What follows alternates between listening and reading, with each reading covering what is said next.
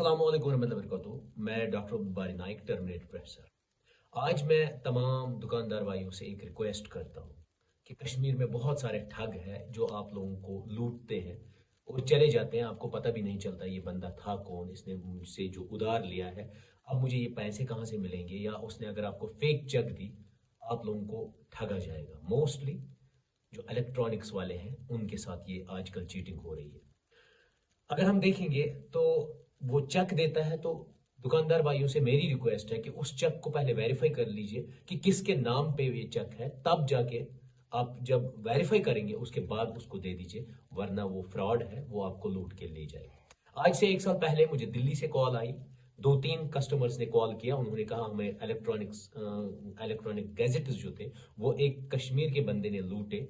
तो मैं शॉक हो गया, ये बंदा होगा कहाँ का। उनने सीसीटीवी फुटेज डाली, फिर मैं वेरीफाई करता गया। उसके बाद चंडीगढ़ से 8 महीने से लेके 10 महीने पहले मुझे कॉल आई। उसके बाद बारामूला से मुझे कॉल्स आई। इवन एक दुकानदार ने बारामूला से कहा कि उसने बहुत सारी शॉपिंग मेरी दुकान से की और वो सब माल लेके गया, चोरी करके गया। कुपवारा से कॉल्स आई, बड़गाम से, श्रीनगर से, बारामूला से, अब रिसेंटली बानहल से भी कॉल आई।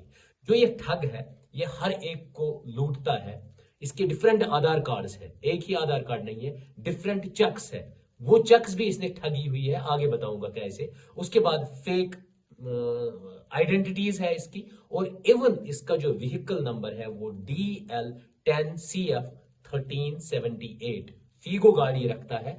और कभी किसी को कहता है मैं टीचर हूं, कभी किसी को कहता हूं मैं पुलिस वाला हूं, कभी किसी को कहता है मैं बिजनेसमैन हूं, कभी किसी को कहता है और कुछ हूं, और मेरी पोस्टिंग यहां हुई है, ये इलेक्ट्रॉनिक गैजेट चाहिए मुझे अपने घर के लिए। उसके बाद उसको ठगा जाता। और मैंने मार्च अप्रैल में मैंने इस बंदे को जब आइडेंटिफाई किया, मैंने इसको कॉल किया, समझाया, रिक्वेस्ट की, इवन मैंने बेग किया कि अगर आपको जरूरत पड़ेगी 5 से लेके 10,000 में आप लोग आपके अकाउंट में मंथली डालूंगा, लेकिन ये चोरी, ये ठगिल छोड़ दो। लेकिन बंदा तैयार नहीं। उस दिन इसने कहा मैं छोड़ दूंगा जॉब, लेकिन इसने दोबारा वही किया। उसके बाद जून जुलाई में इस बंदे ने क्या किया, इस बंदे साउथ कश्मीर के बहुत सारे डिस्ट्रिक्ट्स में गया, पर्टिकुलर पुलवामा और इवन बानहल भी गया।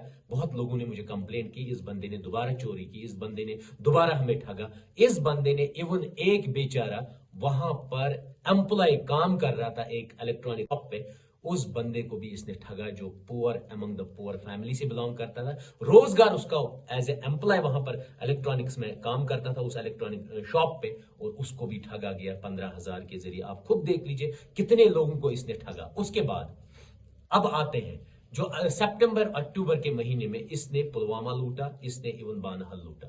25 सितंबर 2024 को इसने SS इलेक्ट्रॉनिक्स जो बानहल में है उस बंदे को लूटा। उसने LED जो 35 इंच का LED लिया वहां से, और 15,000 का वो माल था, और वो भी ठगा। उसके बाद वो बंदा मुझे कॉल करता है, कहता है ऐसी ऐसी बात है। मैंने कहा जरा सीसीटीवी फुटेज डाल दीजिए। जो सीसीटीवी फुटेज आप देख रहे हैं उसमें इवन इसने चेक बुक जो किया वो भी फ्रॉड किया।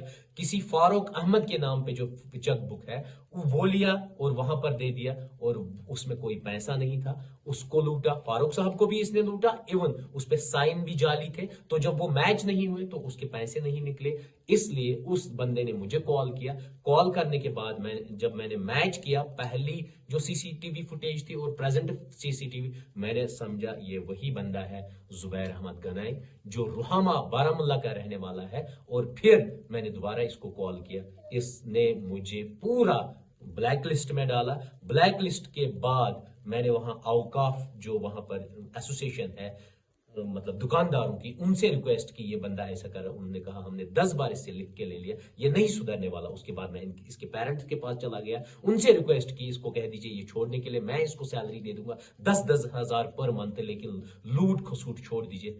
उन्होंने भी कहा, हमने इसको बेदखल किया। और जुबैर साहब चोरी पे चोरी करता गया और लोगों को, गरीब लोग, मुझे इतना गुस्सा आ गया और मैं सच में कंट्रोल नहीं कर पाया। इसीलिए मैंने इसका नाम लिया और इसकी आइडेंटिटी शो की, ताकि इसकी वजह से और विक्टिम ना बने, और बेचारा कोई जो ऑप्रेस हुआ होगा, जो सप्रेस हुआ होगा, और उस पे मुसीबत ना आए, उसका माल ये ना खाए और चोरियां ना करे, ताकि ये इस वीडियो के जरिए रुके। और हम्बल रिक्वेस्ट करता हूं मैं हर एक दुकानदार भाई से कि ऐसे चोरों से आप लोग से आप खबरदार रहिए, ताकि ये दोबारा आप लोगों को लूटे ना।